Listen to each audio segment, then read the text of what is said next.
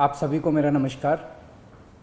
पिछले कुछ दिनों से हम देख रहे हैं कि जैसे जैसे देश भर में कोरोना के केसेस बढ़ रहे हैं, देश के कोने कोने में, हर राज्य में ऑक्सीजन की डिमांड बढ़ रही है, दवाइयों की डिमांड बढ़ रही है, वैक्सीन की डिमांड बढ़ रही है और जगह जगह इनकी कमी महसूस हो रही है। पिछले कुछ दिनों से दिल्ली में भी ऑक्सीजन की काफ़ी ज़्यादा अफरा तफरी मची हुई है। कभी इस हॉस्पिटल में ऑक्सीजन की कमी हो गई, कभी उस हॉस्पिटल में ऑक्सीजन की कमी हो गई, इस हॉस्पिटल में 2 घंटे की ऑक्सीजन बच गई। मैंने खुद रात रात भर अस्पतालों में ऑक्सीजन का इंतज़ाम कराने में गुजारी है कि कहीं किसी अस्पताल में ऑक्सीजन की कमी से कहीं मौत नहीं हो जानी चाहिए। केंद्र सरकार हर राज्य को ऑक्सीजन का कोटा तय करती है। देश भर में जितनी भी ऑक्सीजन बनती है, केंद्र सरकार तय करती है कि इस राज्य को इतनी ऑक्सीजन मिलेगी, इस राज्य को इतनी ऑक्सीजन मिलेगी। अब दिल्ली को कितनी ऑक्सीजन चाहिए? दिल्ली सरकार ने अपना एक एस्टिमेशन लगाया जिसके हिसाब से दिल्ली को रोज़ाना 700 टन ऑक्सीजन की ज़रूरत है। केंद्र सरकार ने हमारा कोटा कल तक 378 टन तय किया हुआ था।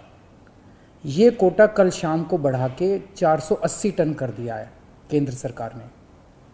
इसके लिए हम केंद्र सरकार के बहुत बहुत आभारी हैं। हालांकि हमें अभी और भी काफ़ी ऑक्सीजन चाहिए, लेकिन केंद्र सरकार ने जितना भी बढ़ाया है उसके लिए हम उनका बहुत बहुत शुक्रिया अदा करते हैं। अब केंद्र सरकार ये भी तय करती है कि जो आपके कोटे की ऑक्सीजन है वो कौन सी कंपनी देगी। जैसे दिल्ली में तो ऑक्सीजन बनती नहीं है, दिल्ली की सारी ऑक्सीजन दिल्ली के दूसरे राज्यों से, दिल्ली के बाहर के दूसरे राज्यों से आती है। तो केंद्र सरकार तय करती है कि फलाने राज्य की ये कंपनी आपको इतने किलो ऑक्सीजन देगी, फलाने राज्य की ये कंपनी आपको इतने किलो ऑक्सीजन देगी। मान लो राजस्थान की ये कंपनी आपको इतने किलो देगी, हरियाणा की ये कंपनी आपको इतने किलो देगी। तो केंद्र सरकार कंपनियां तय करती है कि किस कंपनी से दिल्ली को अपने कोटे की ऑक्सीजन आएगी। अब दूसरी समस्या यहाँ पे आ रही है कि ये जो कंपनियां जिन राज्यों में हैं, उनमें से कुछ राज्यों की सरकारों ने उन कंपनियों से जो दिल्ली के कोटे की ऑक्सीजन आनी थी वो भेजनी रोक दी। राज्यों ने कहा कि पहले हम अपने राज्य में इस्तेमाल करेंगे, दिल्ली का कोटा भी हम इस्तेमाल करेंगे, दिल्ली के जो ट्रक हैं वो जाने नहीं देंगे। लेकिन मैं केंद्र सरकार का और दिल्ली हाई कोर्ट का शुक्रिया अदा करना चाहता हूँ।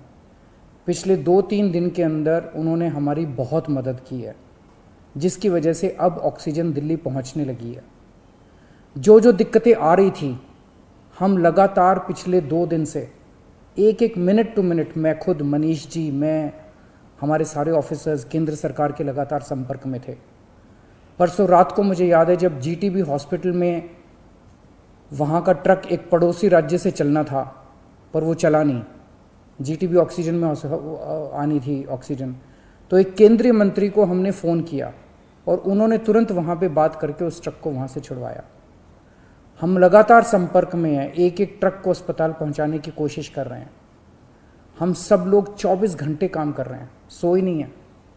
हाई कोर्ट और केंद्र सरकार से जो मदद हमें मिली है उसके लिए तहे दिल से हम उनका शुक्रिया अदा करना चाहते हैं।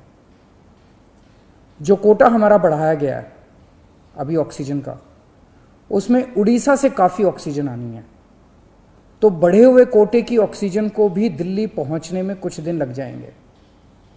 हम कोशिश कर रहे हैं कि अगर हो सके तो हवाई जहाज के ज़रिए उड़ीसा के से ऑक्सीजन लाई जा सके।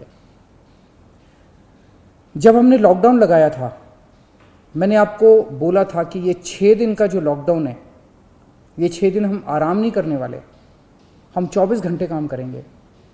इन 6 दिनों को हम इस्तेमाल करेंगे दिल्ली के हेल्थ इंफ्रास्ट्रक्चर को और सुदृढ़ करने के लिए। इन 6 दिनों में दिल्ली में जो ऑक्सीजन की कमी है उसको ठीक करने के लिए, दिल्ली में जो बेड की कमी है उसको ठीक करने के लिए, और हम 24 घंटे लगे हुए हैं दिल्ली के हेल्थ इंफ्रास्ट्रक्चर को और इम्प्रूव करने के लिए। इस लॉकडाउन के 6 दिन जो हमें मिले हैं, इन 6 दिनों में हम पूरी कोशिश कर रहे हैं। एक और बात, ये बहुत बड़ी आपदा है। इस आपदा में अगर हम सारे लोग हरियाणा, पंजाब, तमिलनाडु, गुजरात, पश्चिम बंगाल इसमें बट गए तो भारत नहीं बचेगा।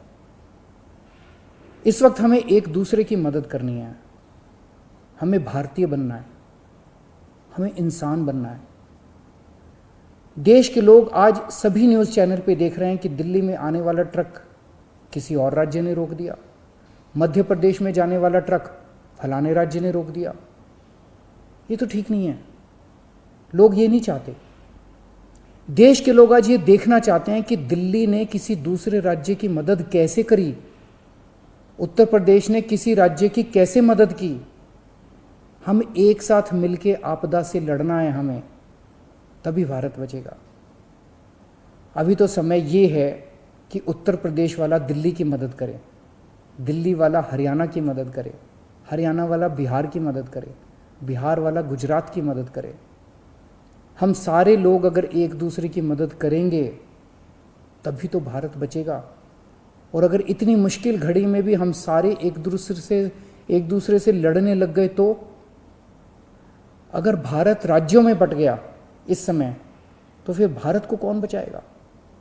मेरी सारी नागरिकों से अपील है, सारी सरकारों से अपील है कि आइए मिलके एक होके लड़ते हैं।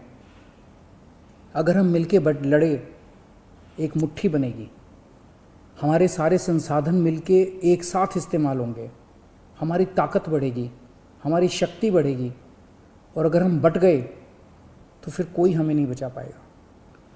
मैं सभी राज्य सरकारों से कहना चाहता हूँ कि दिल्ली का मुख्यमंत्री होने के नाते मेरे से जो बन पड़ेगा, मेरे हाथ में जो होगा, आप मुझसे मांगिए, मैं दूंगा। पूरे देश की मदद करेंगे। अगर दिल्ली में हमारे पास ऑक्सीजन ज़रूरत से ज़्यादा होगी तो हम दूसरे राज्यों को ऑक्सीजन देंगे। अगर हमारे पास किसी दवाई की ज़्यादा मात्रा होगी तो वो भी हम दूसरे राज्य के साथ बांटेंगे। और जब दिल्ली में कोरोना कम होगा और किसी दूसरे राज्य में डॉक्टर्स की ज़रूरत हुई, हम वहाँ डॉक्टर्स भी भेजेंगे। हम सभी भारतवासी हैं, हम अपने देशवासियों की मदद करेंगे, सभी राज्यों की मदद करेंगे, क्योंकि ये बीमारी कोई बॉर्डर देख के नहीं फैलती। मैं उम्मीद करता हूँ कि इसी भावना के साथ हम सभी मिलके एक साथ, सारी सरकारें, केंद्र सरकार, सारी राज्य सरकारें, हम मिलके काम करेंगे, एक भारत बन के काम करेंगे कोरोना को हराने के लिए।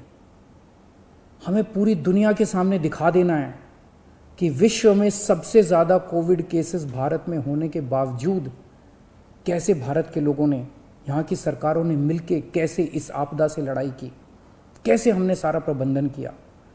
भारत के लोग दुनिया को दिखा देंगे कि कैसे एक साथ मिलके इस खतरनाक बीमारी को हमने हराया। जय हिंद।